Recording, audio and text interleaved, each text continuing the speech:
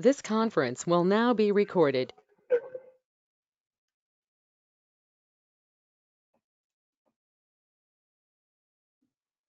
We'll begin with the next topic belonging to Unit 2. In Unit 2, we have finished vasodilators and calcium channel blockers. Then we moved on to Unit 3, antiarrhythmic drugs, because that is how the chapters or the units or the topics are interconnected with each other. Okay, we now come back to Unit 2 and we go in for seeing antihypertensive agents. Okay, so I don't know whether you have done antihypertensive agents in your pharmacology class. I assume that you all have not, and we will quickly begin with a small introduction to what is hypertension. Before we see what is hypertension, we need to know what is blood pressure.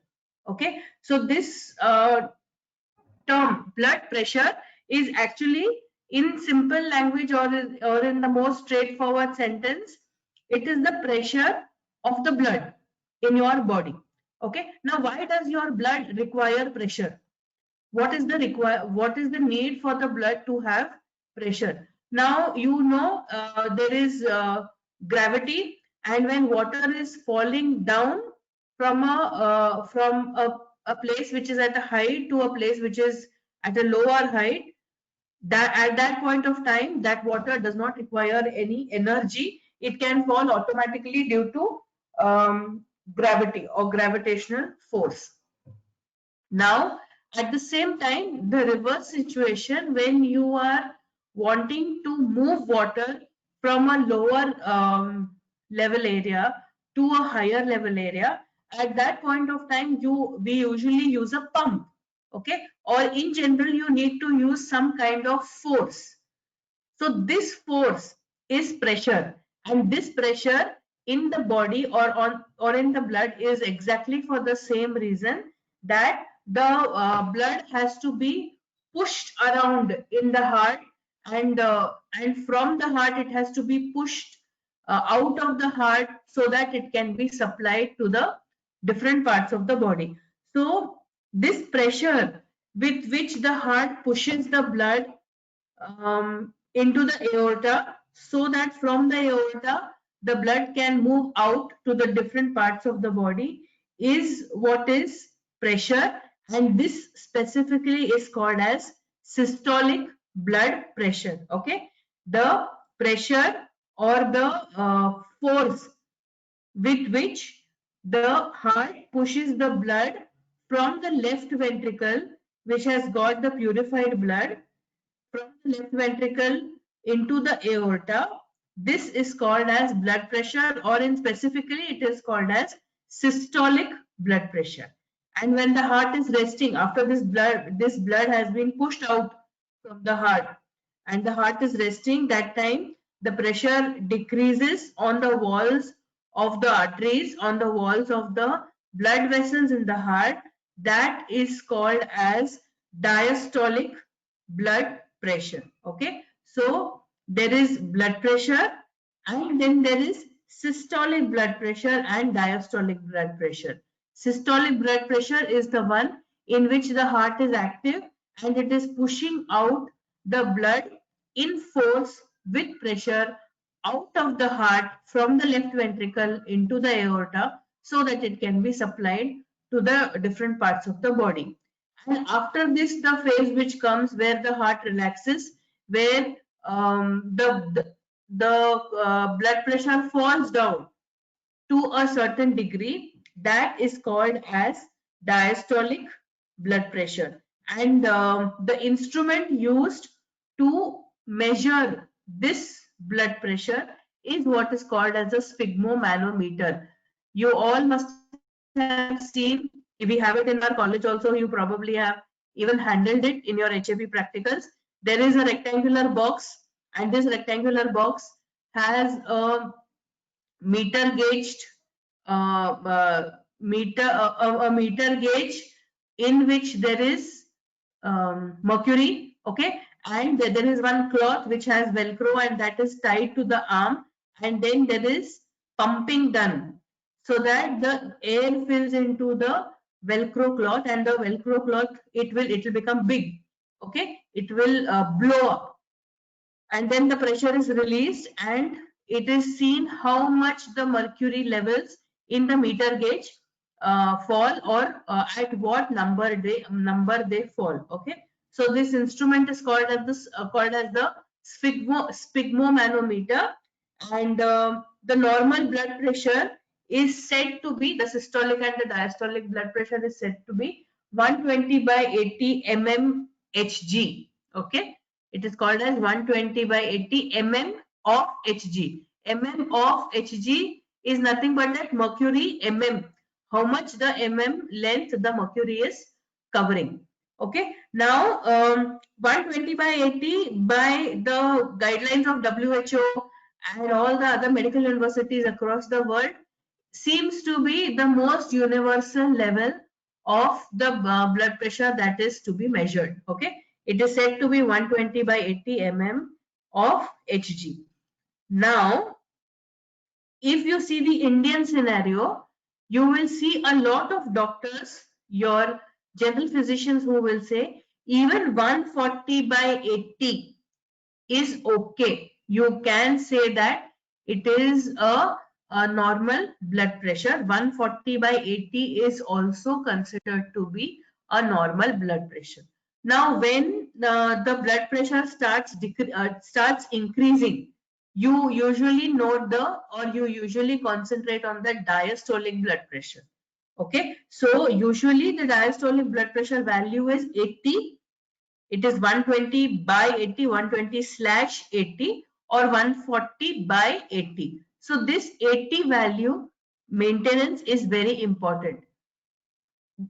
This 80, when it becomes 90, automatically the doctors start worrying about it. Okay, so your diastolic blood pressure, maintenance of this diastolic blood pressure at a particular level is more important. The reason is this blood pressure value, which is in the denominator, is representative of the diastolic blood pressure, and diastolic blood pressure in return is representative of the resting blood pressure of your body. So it means, in simple language, it tells you whether your body is resting well or no. Your blood pressure is coming down when you are resting or no. Now, when usually it will be seen, if there is increased blood pressure, there will be tachycardia also. Okay, so the diastolic blood pressure is important. Even when I said that the value is a slightly variant in the Indian scenario, I only changed the numerator from 120 to 140.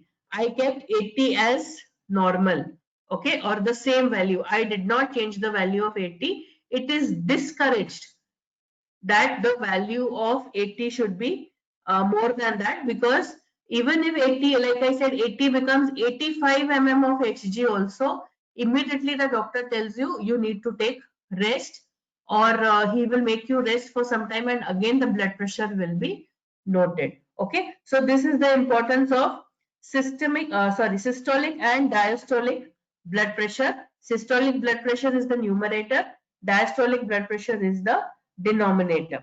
Okay, and we say that the person has high blood pressure or he or she has hypertension when the blood pressure increases by more than 140 mm of Hg and 90 mm of Hg, that is the systolic blood pressure, the one in the numerator, becomes 140 mm of Hg or more, and the diastolic blood pressure reaches 90 and it becomes more, then it is said to be a hypertensive condition, and it is purposefully called as primary hypertension or essential hypertension, and it is called like this, primary or essential hypertension, because we don't know the reason behind it. What is the reason that has caused this hypertension? primary hypertension.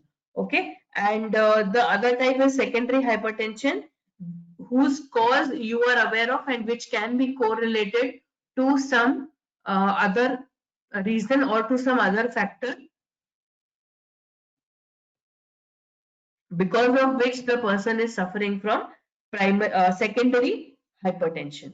Okay, now hypertension is a condition which needs to be treated, but this condition is also a pathological condition which is happening probably due to some underlying disease that the patient initially has, but that disease has not developed so much that it can be identified. So most of the times it is the flow of blood or the pressure of the blood which is flowing through the heart. It is more correlated to their how much is the pressure, how much quantity of pressure is needs to be applied when the blood is being pushed out to the aorta from the left ventricle. All these factors are taken into consideration. Now we our eating, our drinking is by our choice, which means it is not an involuntary action, it is a voluntary action. But like I said, there are certain activities or certain systems which are involuntary. They are controlled by the central and the peripheral nervous system. And the reason is that the body has to continuously maintain this blood pressure of the blood. It cannot allow it to decrease or increase. Otherwise it becomes an indicative of different types of diseases, like diseases related to heart, diseases related to brain, so on and so forth, or diseases related to the circulatory system which is supplying blood to the different parts of the body. Okay, so there could be different reasons why a patient is suffering from hypertension. It could also be hereditary. In fact, it is not necessary that if a patient usually has hypertension, he will have cardiac diseases. But it is usually seen that a cardiac patient is suffering from hypertension. It is one of the indicatives to tell you that there is some issue with the blood supply that is happening to the heart and to its different parts. It is also indicative that there may be renal damage.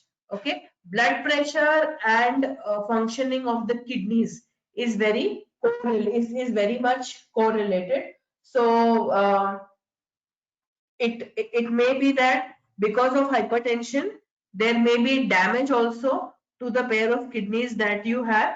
In fact, the repercussions of hypertension, like nephritis is very well known, or there is blockage in the renal arteries, or there could be what is called as thrombosis, and all this is together termed as renal hypertension.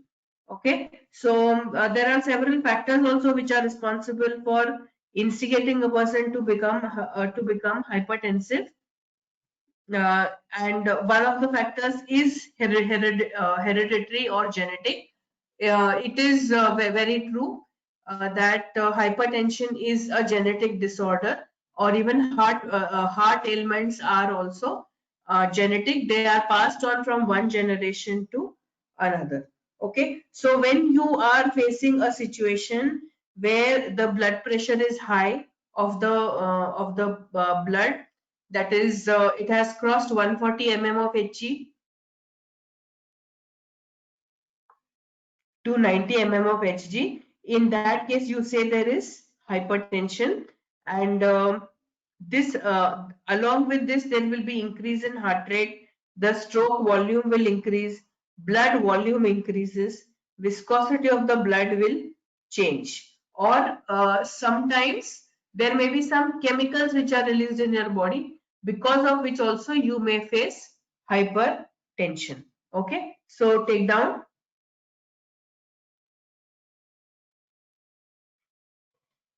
If you have any questions, please put it in the chat box.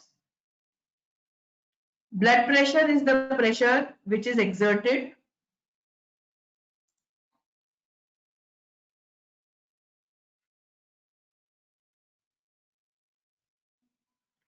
I am locking the classroom. Now you are, once you go out, I'm not going to let you inside. Blood pressure is the pressure exerted by the blood on the walls of the blood vessels. On the walls of the blood vessels.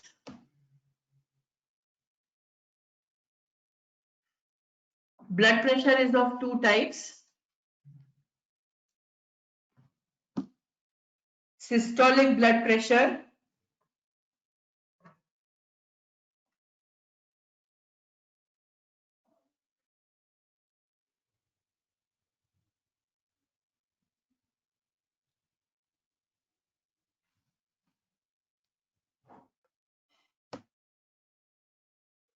what have you written?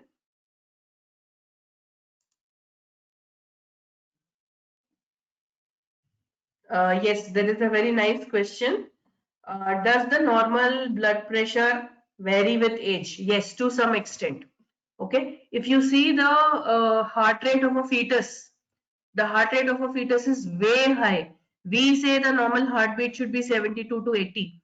Okay, if you see the fetus heart rate, it is around 120 to 150. Okay, so with the heart rate, of course, the blood pressure also is a bit different for the fetus, not much, but it is different. And like the question says that does it vary with age? Yes, to some extent it does vary with age. There is in fact a equation say you are 40 years of age. I am 40. So you can add 100 into it, and you say that my normal systolic blood pressure would be 140. Okay, because as you age, your blood vessels are going to get smaller or narrower, and probably the heart is going to pump the blood with more force because the pathway for the blood to travel through its vessels or arteries or veins has become narrow. Okay, so you need to pump the blood with more pressure. So in that case, to some extent, at a higher age, there is usually increased blood pressure. There also, then you have to be very careful. You have to monitor the blood pressure continuously, like say thrice a week. Or there are machines which are attached to your body for 48 hours. They are tied on to your arm, and they give a ready graph of the blood pressure variance that a person is facing throughout the day, and what activities or when exactly does the blood pressure go very high, or does it fall very low, like some anxiety, some enthusiasm, some good news that has come in, or some bad news that has come in. Because of all these things, there will be variation in the blood pressure. Okay, what have you written last? I forgot. Either somebody read it out, or okay, blood pressure is of two types.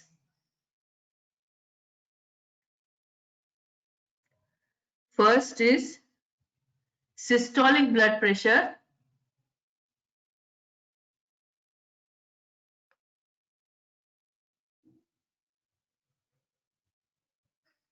which is the pressure, systolic blood pressure, which is the pressure which pushes the blood,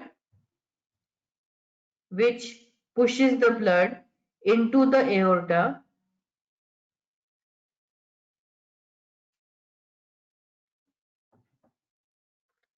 from the left ventricle.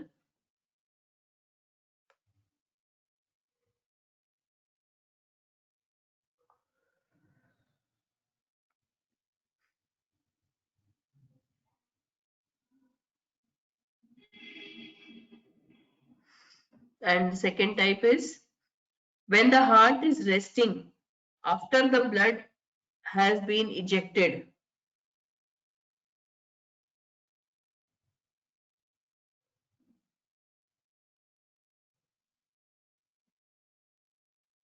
and when the heart is resting, after ejection of blood, the pressure within the arteries, the pressure within the arteries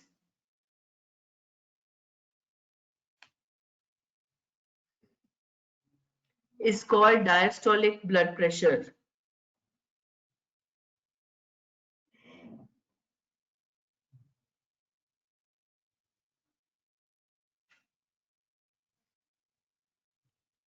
Next line. The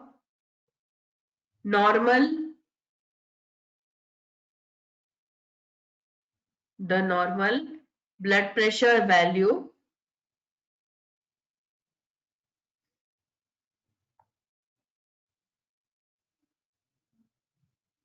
is 120 oblique 80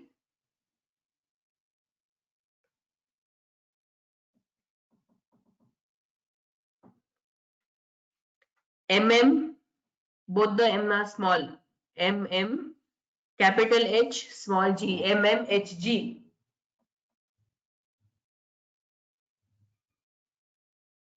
Leave a line.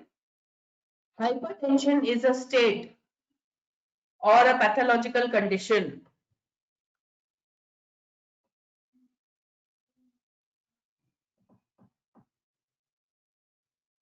hypertension is a state or a pathological condition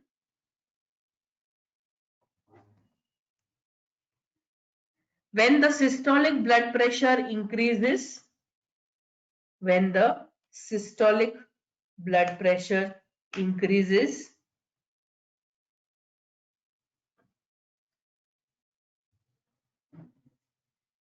to more than 140 mmHg, more than 140 mmHg,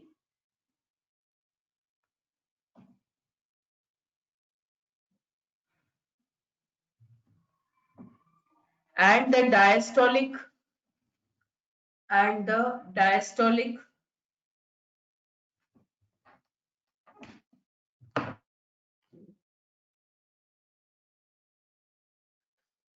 blood pressure increases, diastolic blood pressure increases to more than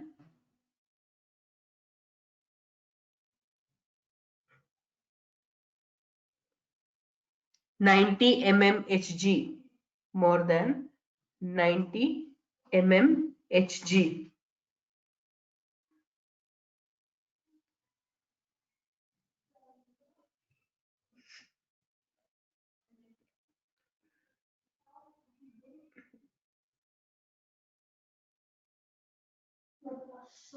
Next line. Hypertension can be divided into two categories.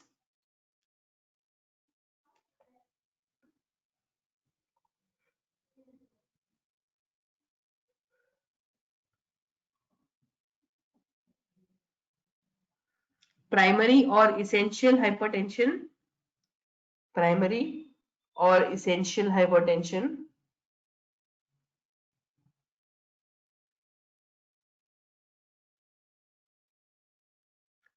and secondary hypertension, secondary hypertension.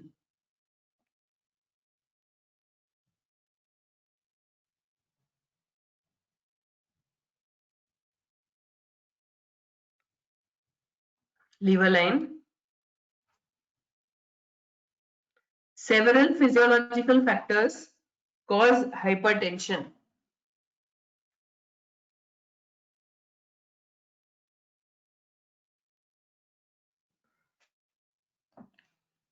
Several physiological factors cause hypertension. You can note down one below the other. First one is stroke volume.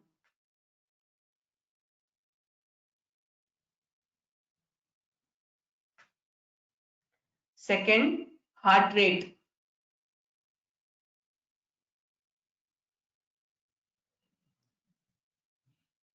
Next, blood vessel elasticity. blood vessel elasticity. Next, blood volume.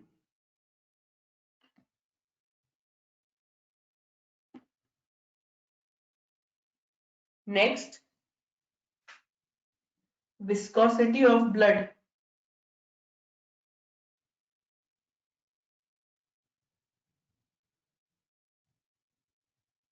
And last, endogenous chemicals.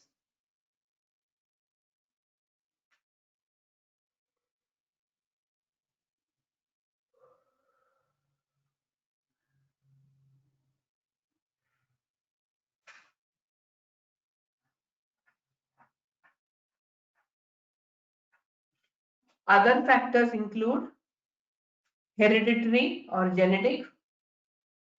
Other factors include hereditary or genetic.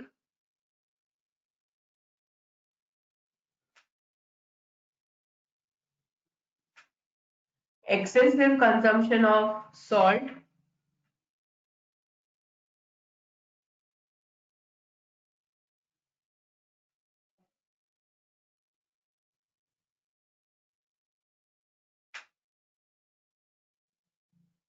And in the same point you write excessive consumption of salt and the inability of the kidneys to excrete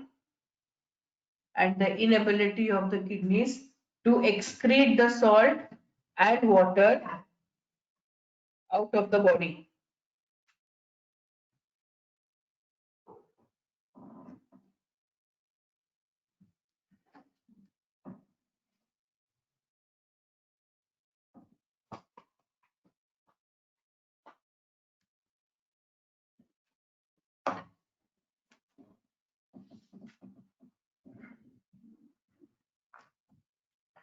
We now move on in the same topic to two things. One is classification of antihypertensive drugs and what should an ideal antihypertensive drug do. Okay, so this antihypertensive drug, whatever may be the drug that you are consuming, this drug should bring down the blood pressure gradually. It should not happen all of a sudden. It should not cause tachycardia. Okay, it should not cause any headache, constipation.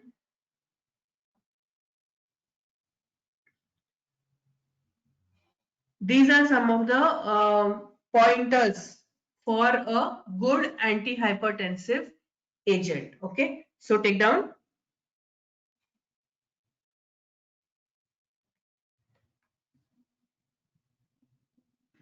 Some of the, I take down ideal characteristics of antihypertensive agents. Ideal characteristics of antihypertensive agents.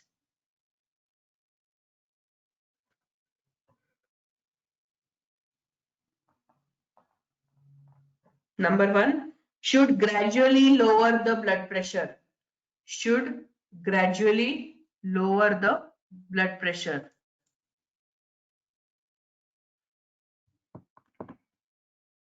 Second,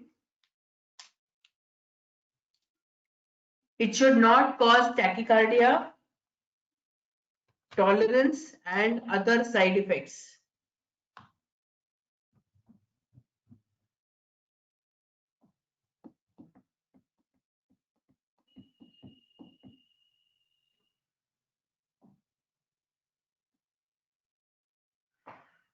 Okay, so these 2 points should be considered. Now, can you see on your screen there is something which is called as the renin-angiotensin system. Can you see it?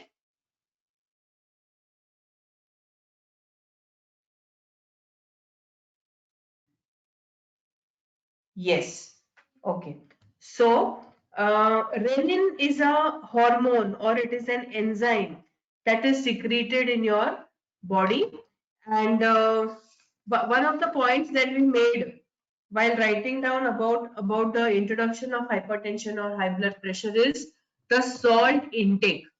Okay, now you have studied extracellular and intracellular electrolytes.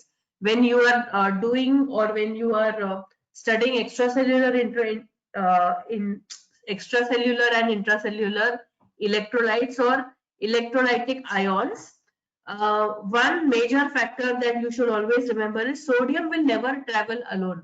Sodium will always travel with water.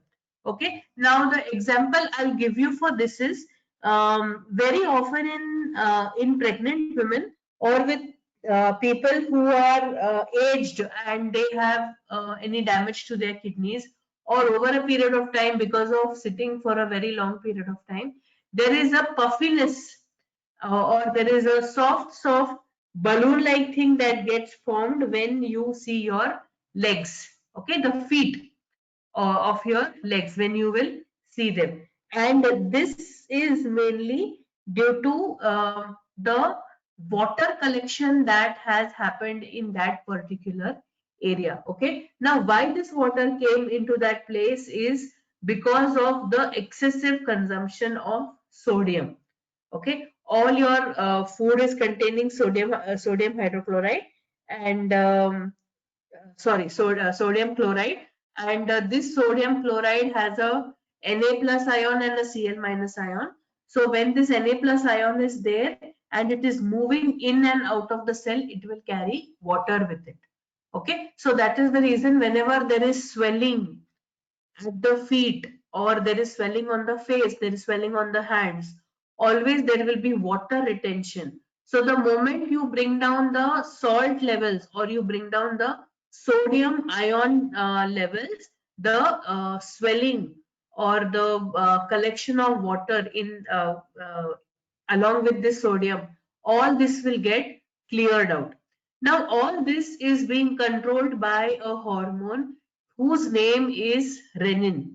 Okay, and this renin controls the excretion of sodium ion, and along with the excretion of sodium ion, other body fluids which are present like water, they also will be controlled with this, with the help of this renin hormone or renin chemical system or renin chemical enzyme. Okay, so what does this renin do? This renin which gets released in the body is then targeting the angiotensinogen. Okay, and this angiotensinogen is another enzyme or is another chemical, and this angiotensinogen breaks down. This is all happening in the kidneys. Okay, it breaks down and so angiotensinogen gets converted to angiotensin 1. Okay, now angiotensin 1 has a tendency to cause vasoconstriction. So all your blood vessels will become narrow when angiotensin 1 is is secreted in your body. So you have renin which has come, and this renin is stimulating angiotensinogen, and this angiotensinogen is then getting converted to angiotensin 1. And when it gets converted to angiotensin 1, two things can happen. One is it will cause vasoconstriction, because of which there will be increased peripheral resistance and blood pressure will increase, or there will be from conversion of angiotensin 1 to angiotensin 2 and angiotensin 3, and both these compounds, that is angiotensin 2 and angiotensin 3, both of them cause excessive release of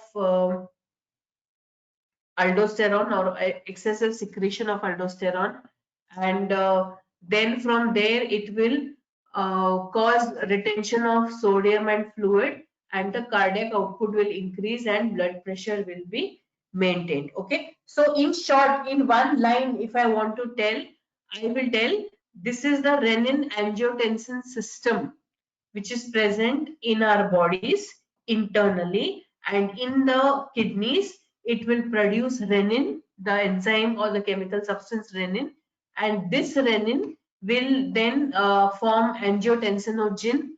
Angiotensinogen will form angiotensin 1 and 2, and both angiotensin 1 and 2 with different ways of treatment,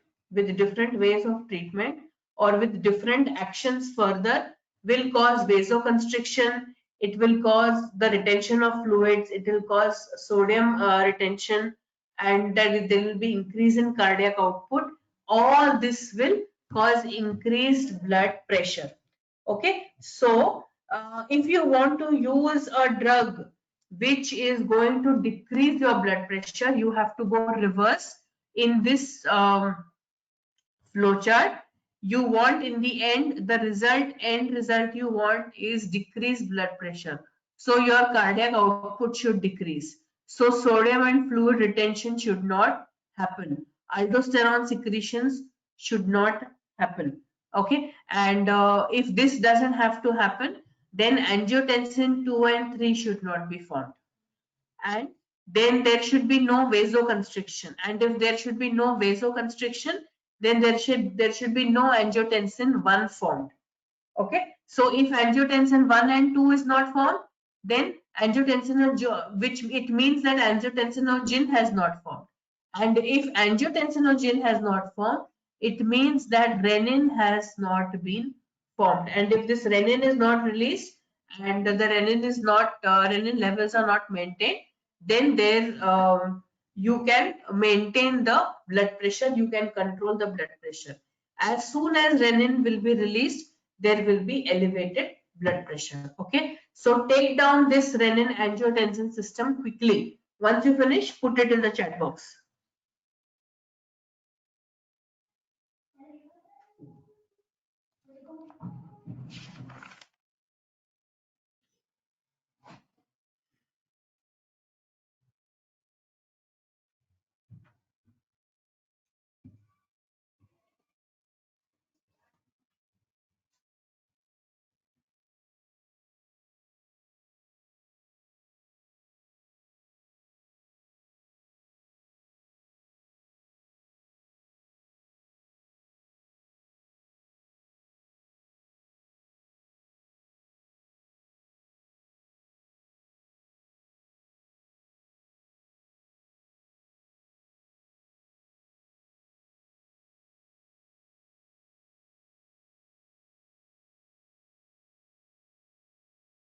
Done?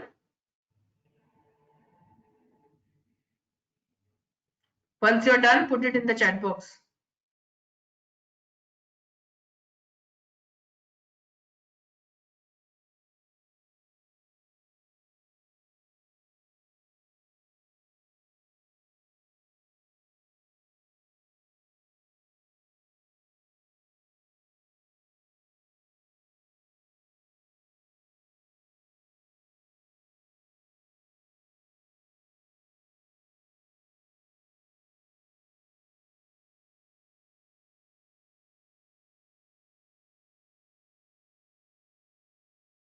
So after this increased peripheral resistance and increased cardiac output, just in case you're not are able to see, after these two arrows, here in between both the arrows, for both of them, right, elevated blood pressure.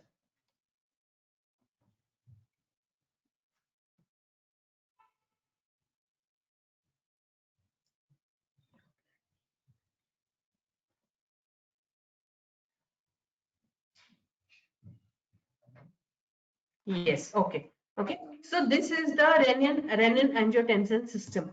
So if as a scientist you want to design a drug where you want to decrease the blood pressure, then one of the main targets that your drug should have is this renin angiotensin system. Okay. Why this renin angiotensin system?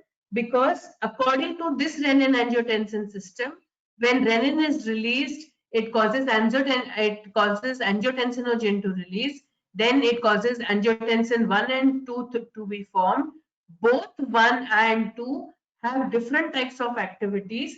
All these activities like vasoconstriction, increased peripheral resistance, sodium and fluid retention, aldosterone secretion, all these 4-5 activities increase your blood pressure.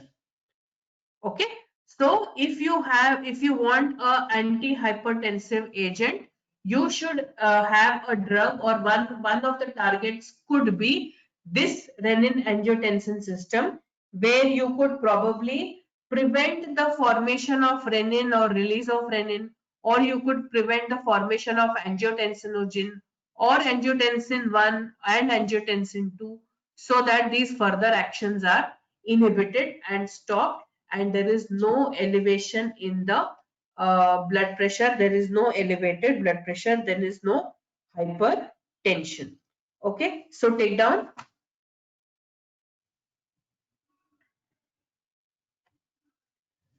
The renin-angiotensin system is a hormonal system.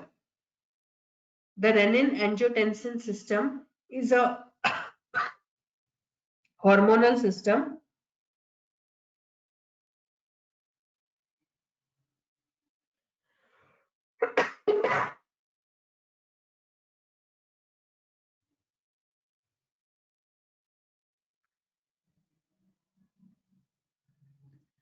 plays a central role in controlling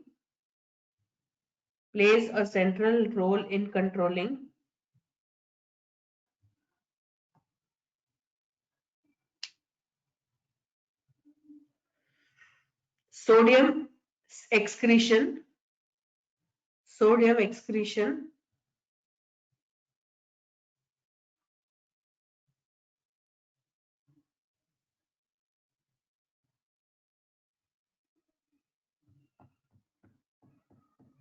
and body fluid volume, and body fluid volume.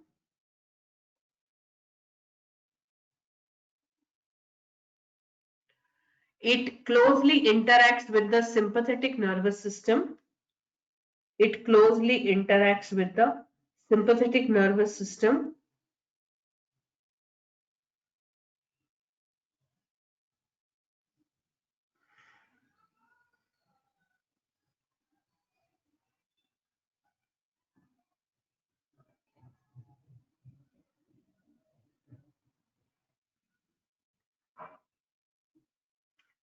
and aldosterone secretion, and aldosterone secretion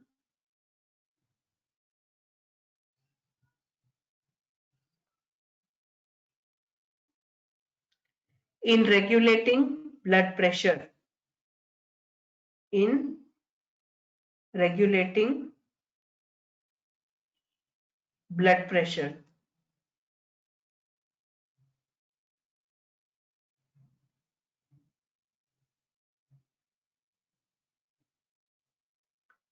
Proteolytic, and next point, proteolytic enzymes, PROTEOLYTIC, proteolytic enzymes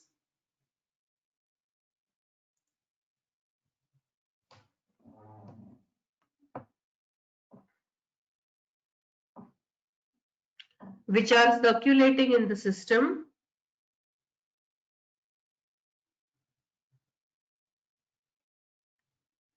are called as kinins,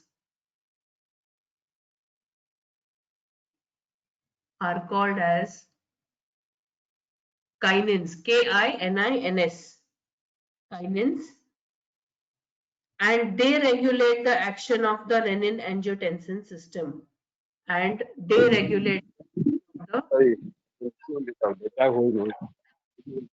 please mute yourself.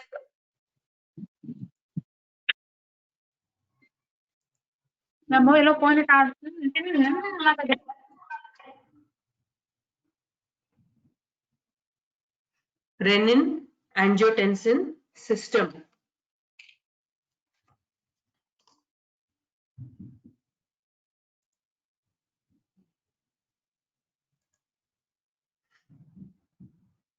The renin-angiotensin system, the renin-angiotensin system controls the sodium and potassium ion balance, controls the sodium and potassium ion balance.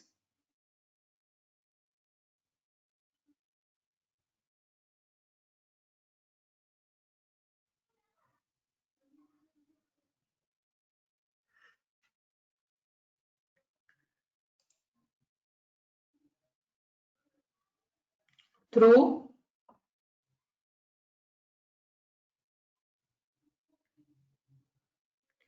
different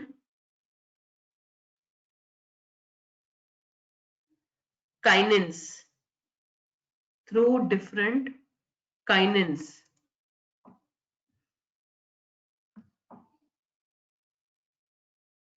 which are circulating in the plasma.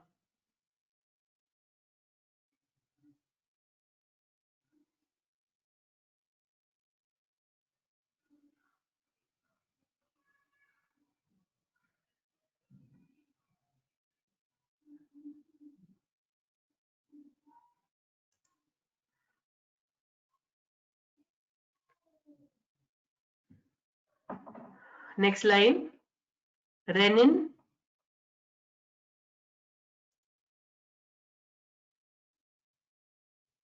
angiotensinogen, renin, angiotensinogen, angiotensin 1, angiotensin 1 and angiotensin 2.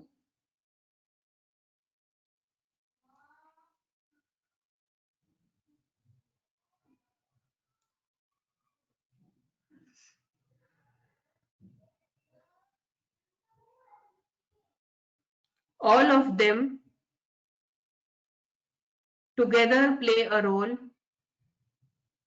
in maintaining the blood pressure.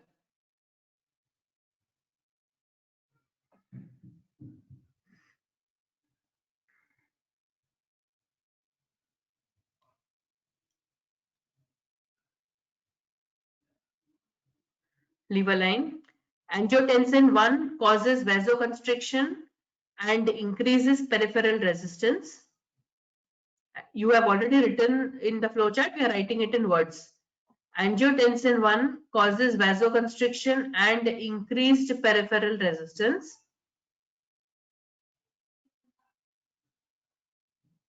Whereas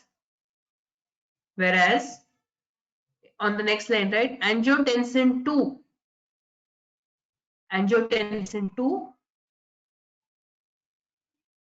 causes increased cardiac output,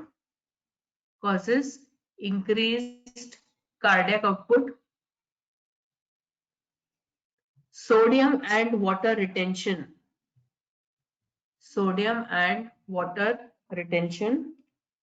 all of these together cause elevated blood pressure. In the next line you can write, all of these together cause elevated blood pressure.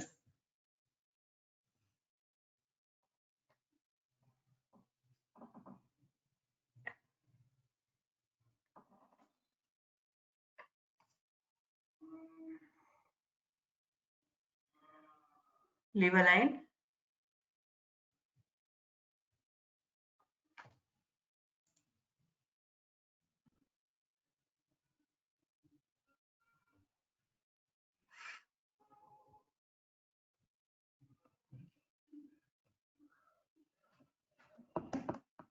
Based on their pharmacological action,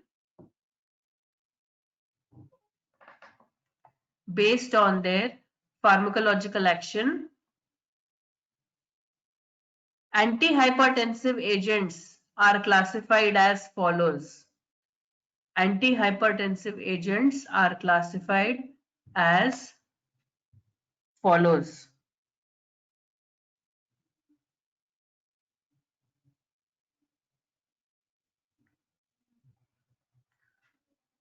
First, renin-angiotensin system inhibitors or ACE inhibitors, ACE, all three capital, ACE, renin-angiotensin system inhibitors or ACE inhibitors.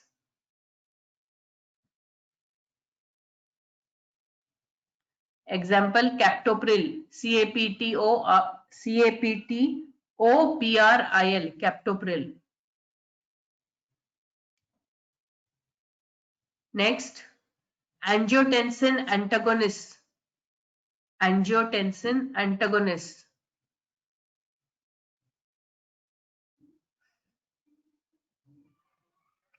Example, losartan, Losartan, losartan.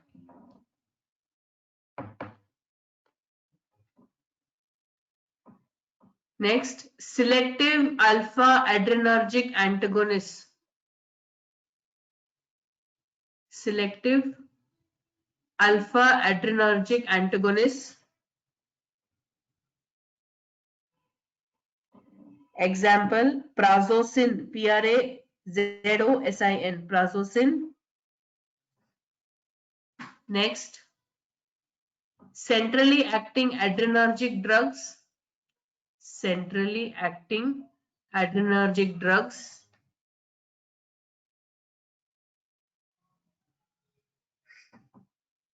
Example, clonidine. Clonidine. Clonidine. Clonidine. Next, beta blockers. We have already studied them. Beta blockers in antiarrhythmic agents.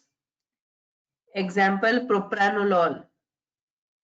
Example, propranolol.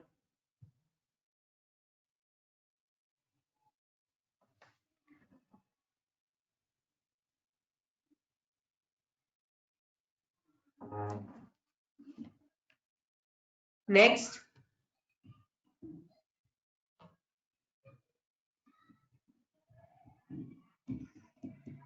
vasodilatory drugs.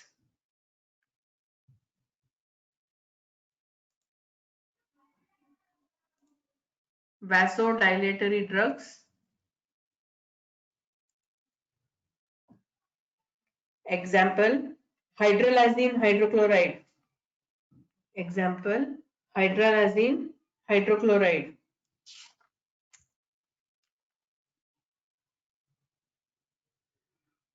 Next, potassium channel agonist. Potassium channel agonist. Example, minoxidil. MINIOXIDIL. Minoxidil. Last,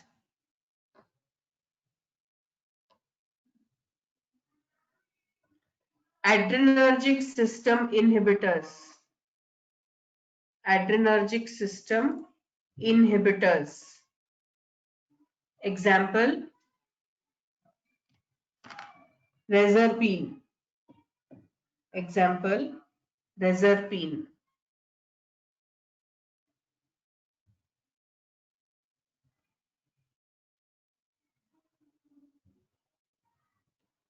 Okay. So these are this is the classification of your antihypertensive agents based on their mechanism of action or their pharmacological action. I have also given you examples of most of the classes that we have enumerated today. Next class, we will start seeing different examples of these class of antihypertensive agents and if QSA or anything, if any related to it. Okay. So if you have any questions, you all can ask in the chat box or you all can leave.